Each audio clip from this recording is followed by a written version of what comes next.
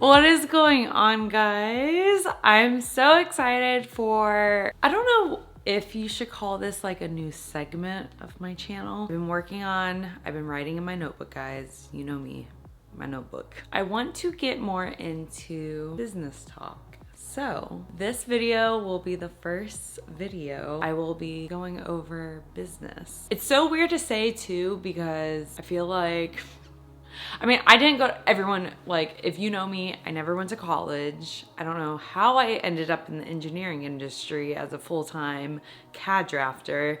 Don't ask me. The opportunity just landed right in front of me, so I just took it. And honestly, I would not be where I am today if I did not say yes to that opportunity. So this is your sign for whenever you get an opportunity right in your face, even if it doesn't sound good, just take it.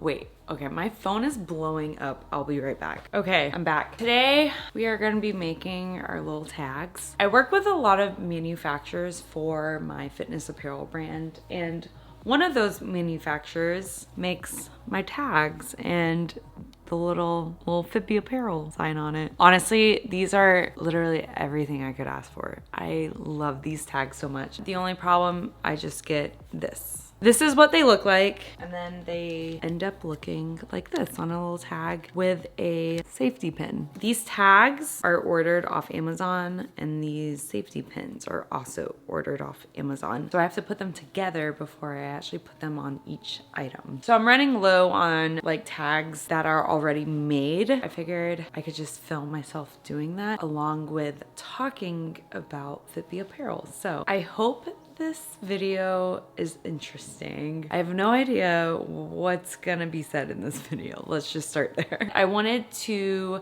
take today to kind of tell the story of the week of launch when I launched in 2020. And it was a week after COVID happened. So it's very interesting. If you wanna stay tuned and listen to it, be sure to continue watching. So, okay, let's get started. Okay, I'm going to take these tags and start adding their little strings, you know? Where to begin with Fitbee? I kind of want to start from scratch in a way, so that way you guys can like really get to know the brand. Oh my gosh, I hope there's no tears. Every time I've been to a networking event in Chicago and I talk about Fitbee, I always cry. Why? Why? I'm gonna try to say it briefly, just real quick, before I cry. I started this brand because basically it was the inspiration of my eating disorder. For so many years, I suffered from bulimia and binge eating, and it just put a pause to my life. I didn't go to college, became a full-time personal trainer right out of high school because I thought that would be a good way to try to recover. It really did help me, to be honest. And the whole time I was a full-time personal trainer, the eating disorder disappeared. That's when I knew that was my passion. But life happens, and I fell out of full-time personal training and got the opportunity to work at an engineering company doing full-time drafting. That's what I've been doing for the past 8 years, full-time. So I fell back into my eating disorder shortly after working that, just because I wasn't doing my passion, which was personal training at the time. It really just put my life on hold, if that makes sense. Throughout the years, it was just rediscovering my passions. I started back my YouTube channel because a lot of you guys don't know, but I have another YouTube channel I made back when I was in middle school. Do not try to look for that. You will be very disappointed. I used to film YouTube videos back in middle school, and I loved it. It's kind of funny how everything's falling into place after my eating disorder. Aside from filming YouTube videos, I learned how to sew back in high school, and that was another full circle thing. I started a fitness apparel brand because I loved creating clothing. I just feel like everything fell into place finally. But it took how many years? Tomorrow is my 28th birthday. And I'm honestly very proud of how far I've come. Oh my gosh, I told myself I wasn't gonna cry. This is a big reason why I did not want to record talking about my brand, because it pulls so many memories, and a lot of the memories you want to forget these bad memories, but with this brand, all those bad memories tie into this brand, and I'm just so proud of everything that I went through and how strong I was, because I really didn't think I was that strong to get through all this. But we're here now. We're just taking one day at a time and just doing that. Oh my gosh, why did I cry? I tried not to cry. It's so bad. Oh my gosh. I need to fix my makeup. Okay, we are back. I'm so sorry. I tried my best not to cry. It just gets to me. I'm gonna start creating my tags. Basically take a little tag and I add this little stringy guy to it. I'm gonna talk about the first week of launch and how it went, because it was a week or two after COVID happened. Everyone was at home. I feel like that would have been a point where a lot of people would have gave up. If you know me, whenever I say I'm gonna do something, I follow through no matter what. I get so obsessed with whatever I'm doing. Basically like how I used to play Sims in elementary school when I used to draw house floor plans. I used to build all the homes that I drew on Sims until like 3 a.m. That doesn't say much about my personality. I don't know what does.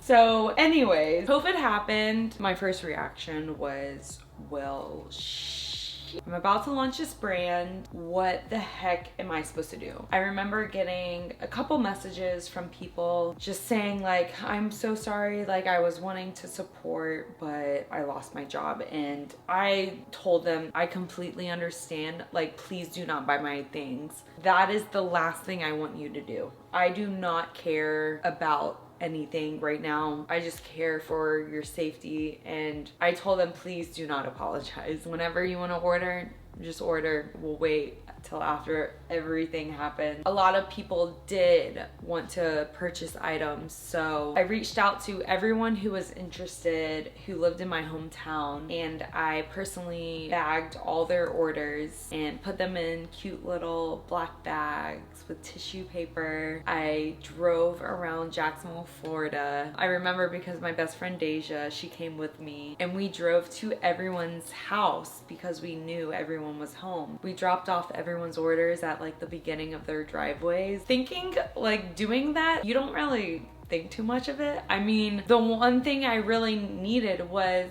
to get these pieces to everyone, because I was hyping up the pieces for months. 2019 was when I started sampling pieces. Finally, April of 2020, I was ready to launch the pieces, and then COVID happened. I was determined, whatever it would take to get these pieces to the customers. So I was sending everyone photos of all the pieces. Tell me like what items you want, what size, and I'll bag it up and I will drive to you and I will deliver your pieces for you, because that was preparation for the launch the following weekend. Everyone got their pieces. I drove all around Jacksonville. When I say I drove all around Jacksonville, if you live in Jacksonville and you know where Ponte Vedra is, and then you know where downtown is, I drove all the way down to Ponte Vedra and all the way up to downtown. I was making pit stops the entire day. Everyone got their orders. That helped me so much because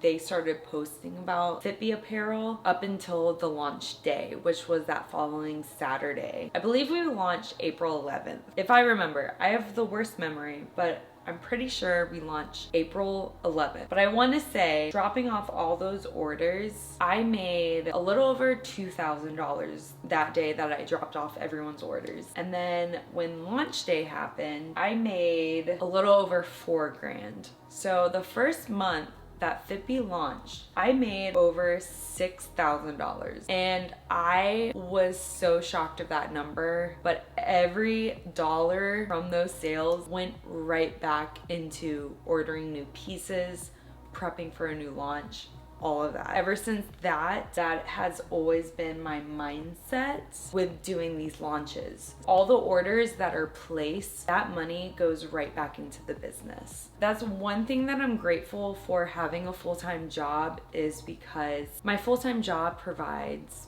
my housing and food and all that stuff. Honestly, a few extra bucks for Fitbee. That's kind of how it started. I had a couple $100 saved on the side, and that's when I started sampling pieces and then eventually placing in bulk orders for Fitbeeapparel. That helped me a lot, and it still does, especially on our low months that we have, like our sales. I know just moving to Chicago, I'm not gonna lie, has been our lowest year of sales, but I know the move to Chicago was because of that. I had to hold off on a lot of collections, a lot of launches, but I finally feel like I'm back in the groove where I can put in more orders and more launches, which I'm excited for, because if you've been here since day one, you know our pieces and our collections are pretty limited. It's very rare if I restock items, because just me as an individual, I want to keep on moving forward. Having a small business, you really can't provide a high quantity of items because you run out of customers,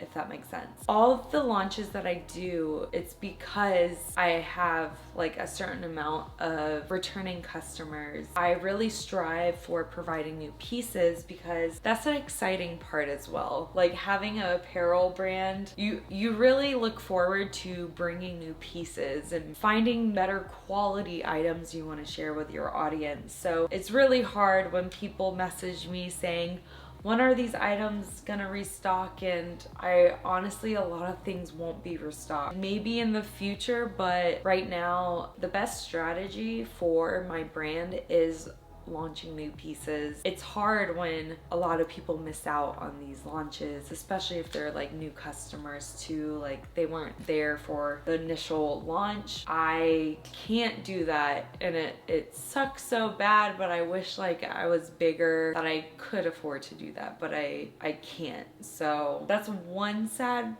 thing about being a small business owner from my perspective, that is. I don't know anyone else who does this, so it's kind of hard to ask around, asking advice from people, because I don't know anyone. I'm kind of doing this based off of experience, and I hope I'm doing everything right. Honestly, I really don't know. I just want to be more honest with you guys and show you that there's a lot more into this business than it looks like from social media or just the website in general. It's been a lot, but I'm excited for the future. As always, I love growing. If you know me, I want to move to Chicago if I didn't want to grow, and it's been challenging here. I think the challenge will really benefit Fitbee. I'm excited to see where Fitbee goes, and that's the best part. You never know where something will go, so I'm excited. But I feel like I did not make that many. Oh my gosh, guys, this part takes forever. I swear. I'm gonna wrap up this video here. Thank you so much. If you're still watching this, thank you so much.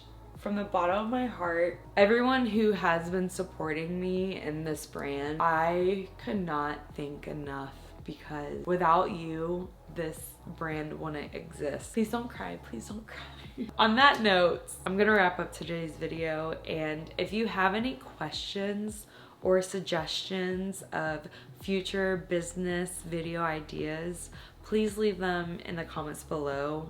But until next time, peace.